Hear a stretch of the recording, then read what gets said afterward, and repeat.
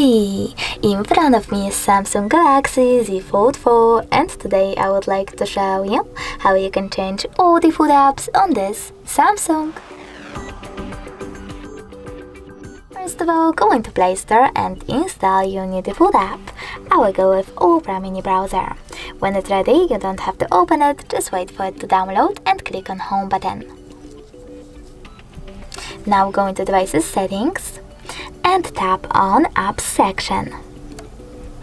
Over here. Following that, you need to click on Choose Default Apps and tap on one of those options. I want to change my browsers, I have to click on Browser app, tap on Opera Mini to set it up and choose the back button. As you can see, my default app has changed. Thanks so much for watching. If you enjoyed this video, don't forget to leave a like, comment and definitely subscribe.